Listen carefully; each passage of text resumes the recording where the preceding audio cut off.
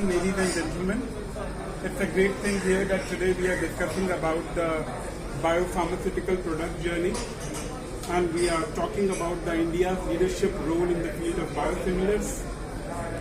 Here you can see the poster of our study, the STRIDE 3 phase 3 study. And before I talk about this study, what I would like to say here is that the entire discussion which is happening about the biosimilars, what is our end objective? The end objective is to help in reducing the cost of healthcare system. And how can we achieve this objective? To achieve this objective, we have to make sure that our biosimilar which gets approved should reach the maximum number of patients. And how will that happen? So for the biosimilar to reach maximum number of patients, it should have the interchangeability status in the United States of America, especially for the non-oncology products which are prescribed on an outpatient basis, so that the pharmacist can substitute the product at his level.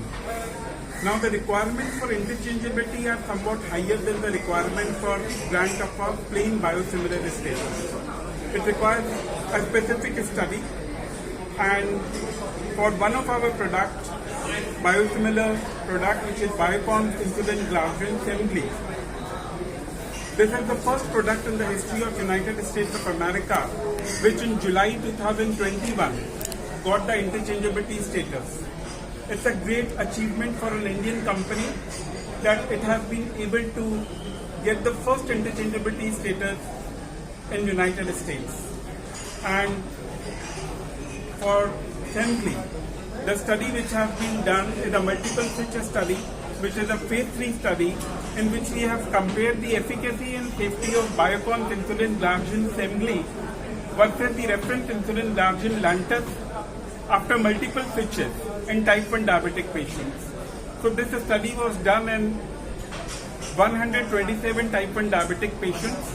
This had 2 arms, and the first arm was the switching sequence in which the patients who were originally on reference insulin glargine, who had completed our earlier STRIDE 1 study, they first took biosimilar insulin glargine plus Lispro for 12 weeks, and after that they underwent a switch whereby they took reference insulin glargine plus Lispro for another 12 weeks, and then they underwent another switch where they went back to biosimilar insulin glargine plus Lispro for 12 more weeks. On the other hand, in arm B, these patients, they continued on reference insulin glargine plus Lispro for 36 weeks. And then we had the end of trial visit at week 36, and the follow-up visit was done at week 40. Now what we have evaluated in this study, so we have looked at efficacy, and the primary endpoint was HbA1c or the glycosylated hemoglobin. We have looked at fasting plasma glucose. We have looked at self-monitored blood glucose. We have looked at total insulin dose, and we have looked at the basal insulin dose. From a safety perspective, we have looked at treatment emergent adverse events. We have looked at hypoglycemic events. We have looked at nocturnal hypoglycemic events, and we have looked at severe hypoglycemic events. From an immunogenicity perspective, we have looked at treatment emergent antibody response. Now, we have demonstrated equivalence in terms of efficacy for the primary endpoint HbA1c, and for all the secondary endpoints, we have demonstrated comparability. So, let me first talk about the primary endpoint, which is HbA1c. And what have we done for HbA1c? The parameter which was set was that the values of HbA1c, the difference between the sequence and the non-sequence arm should be 0.4.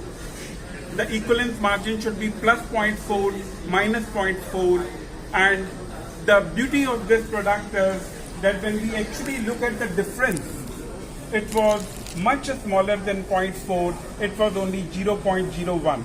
And when we look at the 95% CI, it was minus 0.085 and 0.101. So the same thing, the same data we can see in the figure where we have the actual changes in the HbA1c in the figure 1A, and then we have the differences and the 95% CI in the figure 1B. Thus, what we see here is that compared to the parameter which we had set, the margin which we had set, the actual difference was much smaller, which shows that despite multiple switches, there is no difference between the Biocon's product and the reference insulin glargine. Now, from a safety perspective, if we look at the treatment emergent adverse events for the switching sequence where we had the Biocon's product, it was 64.1%, and for the non-switching sequence where we had the reference insulin glargine, it was 66.7%. So the same thing you can see here in terms of the hypoglycemic events and the nocturnal hypoglycemic events in figure 2A and figure 2B. And what we see here is that in terms of the hypoglycemic events, in terms of the nocturnal hypoglycemic events, between the switching sequence and the non-switching sequence, there was no difference. Similarly, from an immunogenicity perspective, we see that the treatment emergent antibody response remained the same. There was no difference, or the difference was minimal.